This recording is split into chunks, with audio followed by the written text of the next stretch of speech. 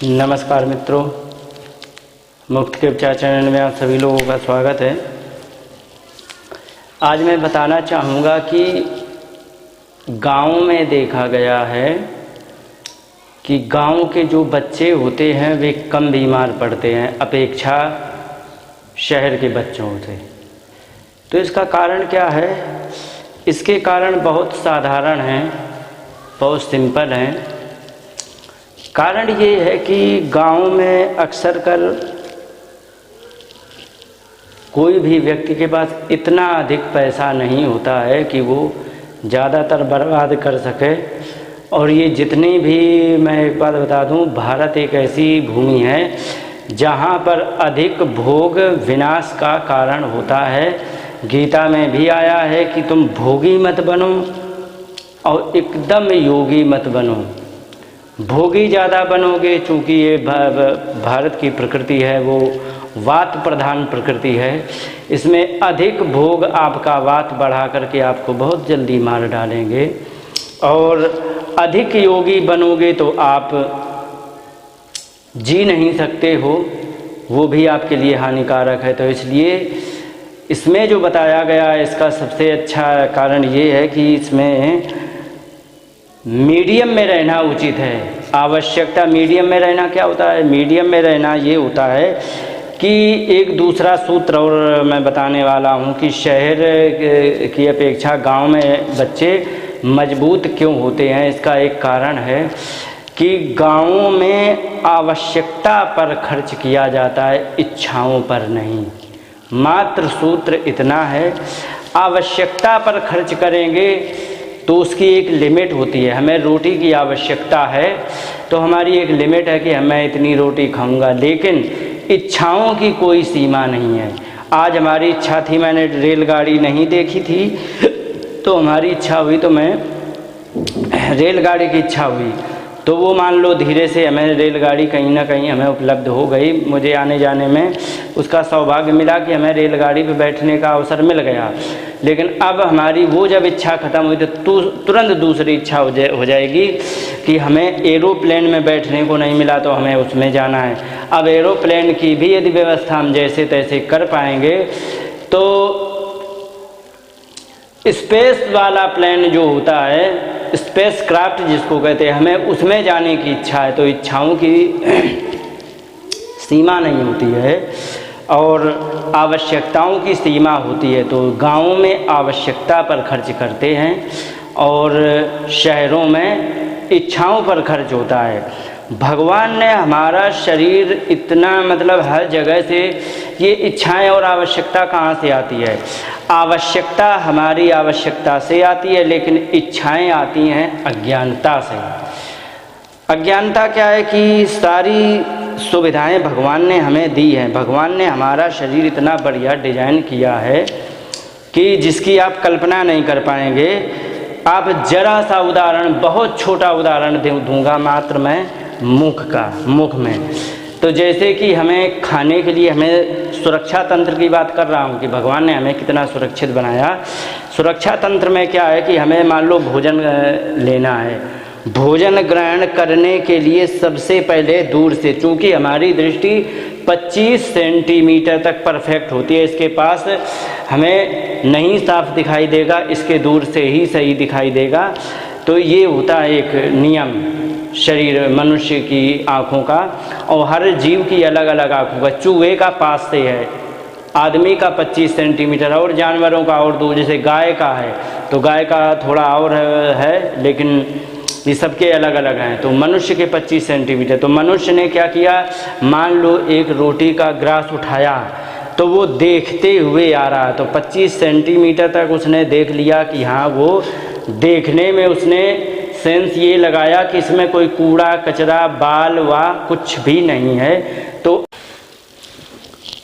तो कहने का मतलब, जब ले जाते हैं तो दूर से देख लिया, और देखने के बाद उसने जब अंदाज़ा लगा लिया कि इसमें जब कुछ नहीं है तो फिर पास में लाए, जहाँ नहीं दिखाई पड़ा तो तुरंत एक दूसरा सिक्योरिटी गार्ड सेंसर लगाए नाक।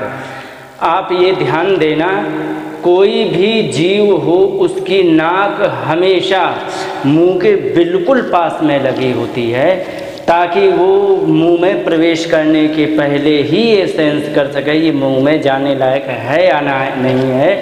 कोई भी जीव आप देख लो, सबकी नाक हमेशा मुंह के पास लगी होती। जैसे हाथी है, हाथी की इतनी लंबी सूंड होती है, वो सूंड नहीं, वो नाक ही होती है, ताकि वो सूंघ करके फिर वो महसूस करता कि हाँ ये अंदर ले जाने लायक है या नहीं। जैसे बासी रोटी ली, आपको बासी रोटी लेकर के देखने में समझ में नहीं आया, लेकिन जैसे हम पास लेके आए बासी रोटी को और वो महक दे रही, तब तुरंत नाक ने सेंस किया कि ये रोटी अभी की नहीं है, ये पिछली बनाई हुई रोटी है, पिछले समय की है, और ये इस समय महक दे रहे, इसका मतलब ये अंदर ले जाने लायक नहीं है। इसका मतलब इतना हमें भगवान ने सुरक्षित बनाया, फिर भी हम बीमार क्यों पड़ रहे हैं? क्योंकि हमारी इतना सब भगवान ने समझ बनाई, लेकिन उस मनुष्य की इतनी अकल खराब हो चुकी है कि अब जो नई नई चीज़ें आ रही हैं उसमें ये सेंस नहीं लगा पा रहा है कि क्या हमें ये लेने लायक है या नहीं। जैसे कि गांव में भोजन होता है, एकदम शुद्ध पवित्र मिलेगा। गांव में तो मैंने ऐसे ऐसे घर देखे हैं जो बहुत वैसे होते, देहात में एकदम क्या करेंगे कि वे अपने कोई छप्पर रखा होता है फूस का, उसमें क्या करेंगे, उसके किनारे किनारे लौकी तोरई के बीज बो देते हैं।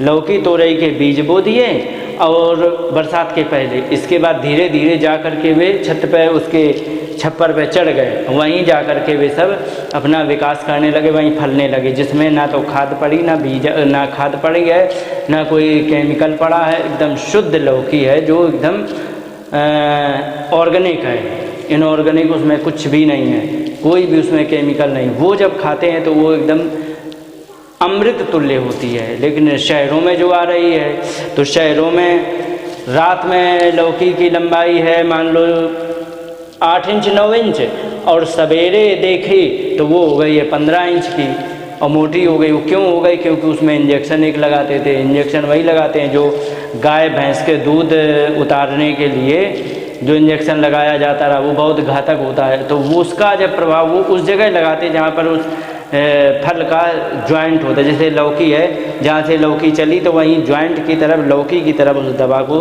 धक्का दे देते तो रात भर में वो बढ़ जाती है। तो ये जो होती है, तो ये जो दवा भी साथ में चली गई, ये जो केमिकल है, ये हमारे लिए बहुत हानिकारक होता है। इस प्रकार से होता है। तो गांव में सब्जियां वगैरह बहुत पवित्र होती हैं एकदम, बिना उसके केमिकल के। अब आते हैं शहरों का अपवित्र भोजन क्या है, जैसे कि मैगी मैदा का प्रोडक्ट है, और इस समय दुनिया के साइंटिस्ट ये कह रहे हैं कि जो भी मैदा खाएगा उसको हज़ारों बीमारियां होंगी। क्यों होंगी? क्योंकि सबसे पहले कॉन्स्टिपेशन बढ़ाएगा। यह आंतों में चिपकता है, कोई भी अनुभव कर लेगा, ये आंतों में चिपकता है। भोजन वो पाचन तंत्र को बहुत बुरी तरह से धक्का दे के इसको आगे बढ़ाना पड़ता है, ये अपने आप नहीं निकलता है, बहुत धक्का दे के बाहर निकालता है। तो शरीर की एक तो ऊर्जा बहुत लगती, और इसमें फाइबर नाम मात्र का भी नहीं होता है। अब इसमें बाज़ार के बहुत से हानिकारक सामान होते हैं, जैसे पैकेट वाले सामान और जो भी हैं तमाम चीज़ें, जैसे कोल्ड ड्रिंक है, अब एक ये चल गई क्या कहते हैं आइसक्रीम, ये भी नुकसान करते हैं। पैकेट वाला दूध है, अब ये सारी चीज़ें हैं, ये सारी हानिकारक होती हैं। अब गांव में आज भी देखा जाए तो कोल्ड ड्रिंक तो कहीं कहीं पहुंच गई है, लेकिन हर जगह अभी नहीं पहुंची है। ये जहर पहुंच चुका है कहीं कहीं, लेकिन अभी जहाँ नहीं है तो वहाँ पर नहीं पीते, जहाँ नहीं पीते हैं तो वहाँ पर उन लोगों की सेहत पर कोई बुरा प्रभाव नहीं पड़ता, क्योंकि जहर खा नहीं रहे हैं। अब इसके बाद आता है गांव में शुद्ध दूध होता है, गाय भैंस है उसमें तुरंत। अब यहाँ पर जो आ रहा है तो दूधिया भी अगर जो उसमें केमिकल नहीं मिलाएगा, तो उसने आज शाम को जैसे दूध लगाया और सब जगह से लेके इकट्ठे किया और उसे दूर ले जाना है, तो फिर रात भर रखेगा तो उसमें एक केमिकल की एक बूंद डाली जाएगी जो कि रात भर उसको सुरक्षित रखे, दूसरे दिन बेचने के भी काम आया, फिर फटे भी ना, और फिर कस्टमर जो ले जाए तो उसका भी 12 घंटे चल जाए तो उसमें केमिकल लगाना मजबूरी ही हो जाती। लेकिन गांव में सुबह का निकाला हुआ दूध सुबह और शाम का निकाला हुआ शाम को, इस प्रकार से। अब शहरों में क्या है, पैकेट दूध है। पैकेट दूध तो कम से कम नहीं तो 5-6 दिन पुराना होता है, उसमें ज़्यादा दवा मिलाई जाती है। अब चाय है, कॉफ़ी है, ये सब चीज़ें। अब रिफाइंड है, रिफाइंड भी बहुत बुरा जहर है। तो रिफाइंड हमारे लिए, अब ये है, अब डालडा है, नकली घी है, ब्रेड, टोस्ट, ये सारी जो चीज़ें हैं नाश्ता के लिए, तो ये सारी चीज़ें बेकार हैं। और ये सब गांव देहातों में अभी नहीं पहुंची। वहाँ पर क्या है कि सुबह उठेंगे, अब तो खैर गांव में भी भयंकर कलयुग आ चुका है, तो वहाँ पर भी ऐसी समस्याएं बन गई हैं। नहीं तो अभी तक वहाँ मट्ठा छाछ पी जाती रही, सुबह उठे मट्ठा पी लिया। और नियम ये है कि सुबह का पिया हुआ मट्ठा सबसे ज़्यादा बल और बुद्धि दोनों का वर्धक होता है। गाय का मट्ठा हो तो फिर उसमें सोने में सुहागा है, और यदि भैंस का भी हो तो सुबह सुबह का लिया हुआ मट्ठा दिमाग को शांत करेगा, दिमाग को तेज करेगा और शरीर में शक्ति देगा, ये नियम होता है। और सूरज उदय के पहले यदि मट्ठा पिया जाए तो उसकी और भी बहुत अच्छी होती है तासीर, वो और ज़्यादा लाभकारी होता है। अब इसके बाद आते हैं गांव का पर्यावरण। गांव के पर्यावरण में अभी भी 18% ऑक्सीजन होती है, लेकिन शहरों में 13 से 14% ऑक्सीजन कहीं नहीं है। और शरीर को पुष्ट रखने के लिए ऑक्सीजन की सबसे अधिक मात्रा होती है। और एक बात और बता दें, आजकल जितने हवन यज्ञ कथा भागवत हो रही है गाँव देहात में हो रही है, और गाँव देहात में यदि कथा भागवत भई है तो ये हवन भी होगा। हवन यदि हुआ है तो ये निश्चित है कि उस हवन में ऑक्सीजन बनेगी। पेड़ पौधे भी ज़्यादा होते हैं गांव में, तो वहाँ पर ऑक्सीजन की मात्रा 18% तक होती है, लेकिन अन्य जगह नहीं होती। अब आते हैं जैसे शारीरिक श्रम है, तो गांव के बच्चे क्या करेंगे कि 3-3 किलोमीटर उनका विद्यालय है, तो वे पैदल जाएं या फिर साइकिल से जाएंगे, क्योंकि गरीब है, नहीं मोटरसाइकिल खरीद सकते, साइकिल से जाएंगे। तो पैदल जाएंगे तो भी शारीरिक श्रम होता है, और यदि साइकिल से जाएंगे तो भी शारीरिक श्रम होता है। अभी इससे शारीरिक श्रम करते करते वहाँ तक पहुँचे तो जो भी अशुद्धियाँ होती हैं, हमारा ब्लड पावरफुल हो जाता है, जिससे जो भी अशुद्धियाँ होती है उसको नष्ट कर देता है। लेकिन जो शहर में होते हैं तो पता लगा कि उनके लिए आने के लिए दरवाजे से स्कूल से वैन आ गई, वो दरवाजे से उठा ले गई और इसके बाद फिर दरवाजे पे छोड़ दिया। फिर वहाँ पर घुस के कमरे में यहाँ से उठाया, वहाँ पर जाके क्लासरूम में बंद कर दिया। इसके बाद वहाँ से उठाया, घर में बंद कर दिया। अब होमवर्क दिया, वो तो उसमें तुरंत लग गए। अब इसके बाद क्या है कि थोड़ी बहुत देर, घंटा 1.5 घंटा होमवर्क किया, फिर थोड़ी देर बहुत खेले, तो उन्हें अब ट्यूशन जाने की चिंता, फिर वहाँ पर बैठ गए। फिर इसके बाद क्या हुआ कि वहाँ पर फिर उस ट्यूशन का होमवर्क किया। इसके बाद रात हो गई, चुपके से सो गए, फिर सवेरे, यही रूटीन चलता रहता। इसलिए शहरों में सबसे ज़्यादा चश्मा लगाए हुए मिलेंगे। अब चूँकि शिक्षा तंत्र ऐसा है, अब शिक्षा तंत्र के बारे में यदि बात करें तो घंटा भर की वीडियो बन जाएगी, क्योंकि आज का शिक्षा तंत्र कितना कबाड़ है ये स्वयं में मैंने जीवन में अनुभव किया है और किस प्रकार से है। इसके लिए कोई कहेगा तो मैं बताऊंगा किस प्रकार से कबाड़ है, क्योंकि मैंने वो भी पढ़ा है। हमें वहाँ ज्ञान नहीं मिला। जब मैंने दूसरी पढ़ाई पढ़ी तो उसमें हमें एक एक चीज़ का ज्ञान मिला। इसके बारे में बाद में बात करूँगा। अब इसके बाद वहाँ क्या है कि वहाँ पर कोई भी व्यक्ति शहरों में फिजिकल एक्टिविटी नहीं करता है, शारीरिक श्रम नहीं करता। इसलिए अब जो ज़्यादा VIP होते वे ज़्यादा बीमार होते। कैसे कि पता लगे कि जिस बस से आए उसमें AC लगी है ताकि उन्हें गर्मी या ठंडी ना लगे। फिर इसके बाद जहाँ गए, जिस क्लास में गए वहाँ भी AC लगी है। फिर घर में आए, वहाँ से फिर गाड़ी में आए, उसमें भी AC लगी। फिर घर में घुस गए, फिर AC में रह करके उसमें ऐसे व्यक्ति का जीवन 50-60 साल से 50 या 60 साल से अधिक नहीं चल सकता है किसी भी स्थिति में।